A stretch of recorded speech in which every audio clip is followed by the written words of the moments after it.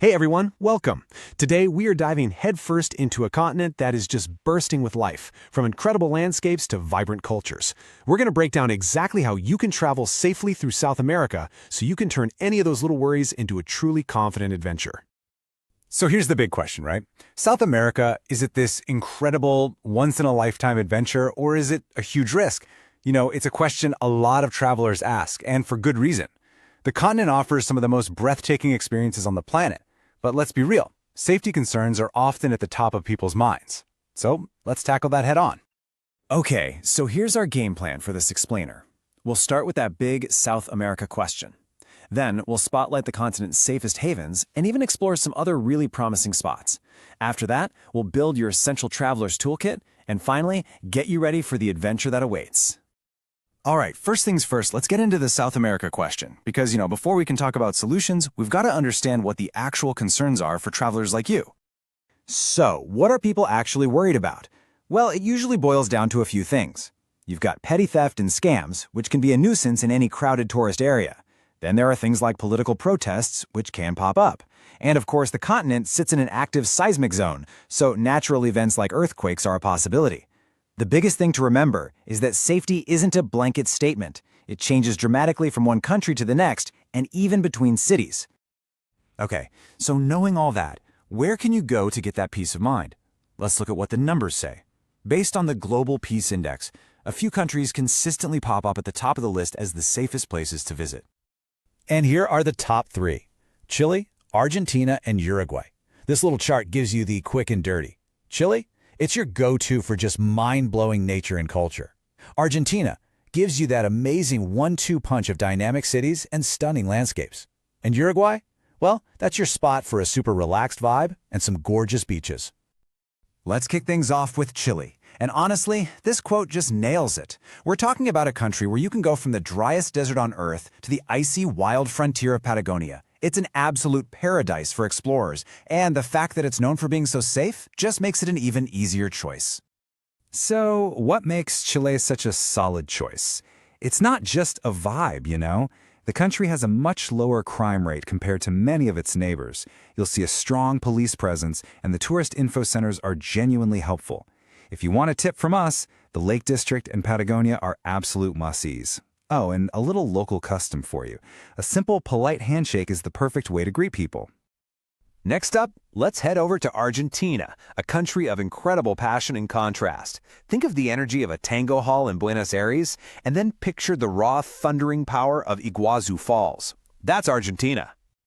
Now, Buenos Aires is the beating heart of the country, and like any huge city, you just gotta be street smart. The advice here is pretty universal. Stick to busy, well-lit areas at night, always use licensed taxis or a ride-sharing app you trust, and just keep your wits about you in crowded spots like La Boca, where pickpockets can be an issue. Looking for great neighborhoods to stay or explore? Recoleta and Palermo are fantastic and generally very safe. All right, and now for what might be the hidden gem of the entire continent, Uruguay. It's famous for being calm and relaxed, which makes it an amazing choice for solo travelers or families who just want a peaceful, beautiful getaway. The great thing about Uruguay is that staying safe is pretty straightforward.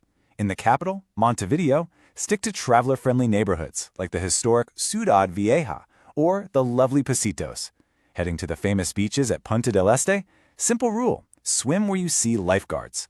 And the general tip is the same one your mom would give you. Just keep an eye on your stuff, especially when it gets crowded in the high season. So those top three are fantastic, super safe bets. But hey, the story doesn't stop there. The continent is always changing, so let's check out a few other promising destinations that are quickly becoming safer and more popular with travelers. I love this slide because it really shows you how much things are changing for the better. I mean, look at Colombia, a country that has made a huge effort to move past its difficult history. Cities like Medellin and Cartagena have undergone incredible transformations and are now just buzzing with energy. Then you've got Peru, which has really beefed up security around its major historical sites. And Ecuador has been a stable, secure choice for a while, especially with its world-famous Galapagos Islands and the beautiful historic center of Quito. When you think of Peru, chances are your mind jumps straight to Machu Picchu, right? Well, a safe trip there is all about planning. Book your tickets way in advance, stick to the marked trails, and most importantly, listen to your guides. And when you're in the capital, Lima, it's the usual city smarts. Be aware in crowded markets, use reputable taxis, and maybe leave the flashy jewelry back in the hotel safe. Okay, let's talk about the giant of the continent, Brazil. This country is just immense, in every sense of the word. Its size and energy mean that safety can vary a lot from place to place. It just requires a bit more planning, but there are definitely safer areas for travelers to have an amazing time. So if you're heading to Brazil and want to stick to some of the safer spots, you'll want to look at cities like Curitiba, Florianopolis, and Gramado, which are well known for having lower crime rates. The main thing to be aware of, especially in huge cities like Rio, is petty theft. And the key tip, which applies pretty much anywhere, is just to be cautious about traveling alone at night if you don't know the area. All right, we've gone country by country, but now let's pull back and put together your essential traveler's toolkit. These are the rules that work everywhere, no matter which country's stamp you're about to get in your passport. I like to think of this as a super simple 3-step plan for a safer trip. Step 1, and this is non-negotiable, get good health and travel insurance. It's your ultimate safety net. Step 2, know who to call if something goes wrong. And Step 3, be a responsible traveler. That means respecting local customs and being aware of your surroundings. Okay, this slide is important. Like, take a picture with your phone, important. Knowing the right emergency number is absolutely critical, and as you can see, it's not always 911.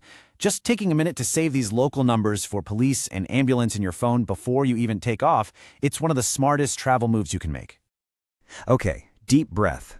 We've talked through the concerns, we've found the safe spots, and we've packed our virtual toolkit. Now it's time to go from planning to dreaming. Your South American adventure is waiting. So, after all that, what's the big takeaway? It's really simple. South America is absolutely ready for you to explore safely.